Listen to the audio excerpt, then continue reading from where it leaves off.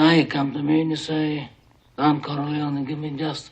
Have you ever wanted to live in a place you've seen in a film? Well, now you have the chance. Located in the exclusive community of Beverly Hills sits a mansion that was shown in the original Godfather film, as well as a number of other productions. However, it costs a fortune. Today, we're going to explore this sprawling abode. We'll see all of the incredible features inside, as well as their various listings of the house over the years. We'll examine the history of the property and its numerous ties to Hollywood and the US Presidency. So let's get started.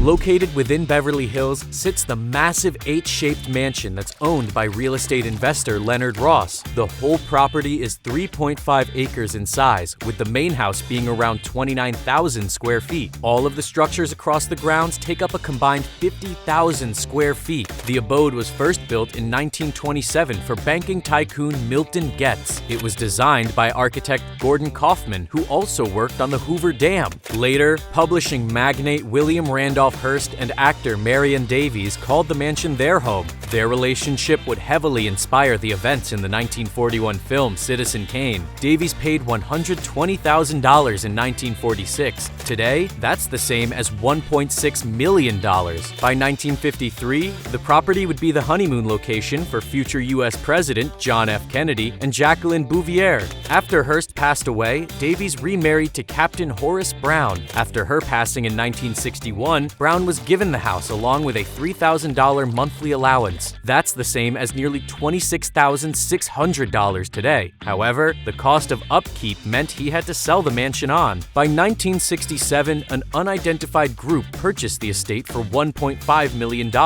That's the same as nearly $12 million today. During the 70s, the property was then purchased by Ross. He soon began extending the property and adding a load of fancy features. As we mentioned, the house is used in Francis Ford Coppola's 1972 film Godfather. It's the home of film producer Jack Woltz, who experiences the wrath of the Corleone family. Looking at the outside of the front of the house back then, there's been some slight changes since. The most telling is the plant component in the driveway has now been replaced with a more impressive water feature. Whilst in the garden, there's been very little change as well. The biggest differences are some of the lampposts have been repositioned and the S-shaped hedges and bushes are fuller. The mansion has also popped up in a number of other productions, one of which is 1992's The Bodyguard with Kevin Costner and Whitney Houston. On top of that, the property was even featured in Beyoncé's 2020 visual album Black is King. The Mediterranean-inspired property has 8 bedrooms and 15 bathrooms in the main house. The master suite has a walk-in closet for extra space. Also on the estate are 2 guest houses, one with 1 bedroom and the other with 2, which can be used for guests or staff. There's also a 2-story gatehouse that has 5 bedrooms. Altogether, the estate has 18 bedrooms, 25 bathrooms, and 12 fireplaces. The property is littered with elaborate balconies, archways, and colonnades. The terraces are said to be able to hold 400 seated people altogether, while the grounds can host up to 1,000 people. Since it's a sprawling property, it also houses a number of extra features that typical homes won't usually contain. One of which is the tennis court, which also has lights in case the owner wants to have a midnight game. It has 2 bathrooms that we presume are used for changing into tennis gear as well. According to experts, a tennis court usually costs up to $50,000, but can go up to $200,000 for more high-tech versions. The house also comes with a 32-foot-long billiards room to relax within. The fireplace and the detailed ceiling are said to be from the Hearst Castle in San Simeon. Even the pool table has history. Called the Monarch, the table was designed by the company formerly known as Brunswick Balk Colander. The design was originally patterned in 1875.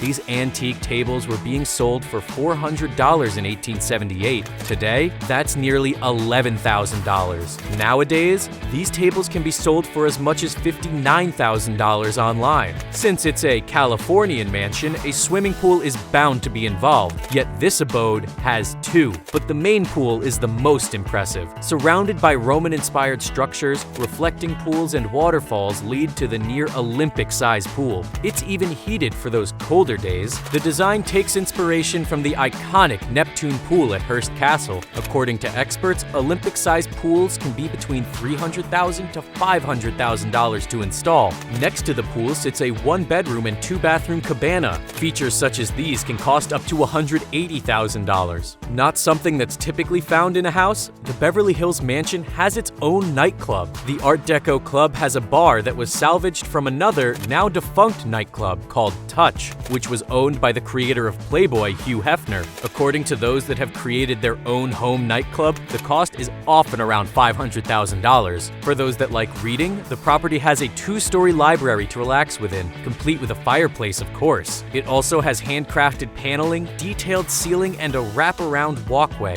The house even has 2 screening rooms. On the high end, they can cost upwards of $90,000 depending on the equipment used. For those wanting to be careful, the property has a state-of-the-art home security system with video and audio. On top of all this, the house also has a wine cellar. On average, it costs around $34,000 to create a wine cellar, whilst on the high end, it can be as much as $200,000. And that's not taking into account the wine itself. There's also a commercial-grade kitchen, a family room, water fountains, ponds, a breakfast room, and a formal living room with a 22-foot-high hand-painted ceiling. The house has been on the market numerous times over the years. Back in 2007, it briefly hit the market with a massive price of $165 million. Then, during 2010, the mansion went up for sale again with a vastly reduced asking fee of $95 million. Whilst they waited for a buyer, by 2013, the house was even available for rent. However, it would cost $600,000 per month. Just 1 year would cost $7.2 million. Then, during 2016, Ross placed his house on the market once more. He topped the 2007 asking price by asking for $195 million. If that's a bit too much, the buyer at the time could purchase the majority of the property for $175 million. 2 years later, the price dropped once more to $135 million. Then, in 2020, the price fell once more to $125 million.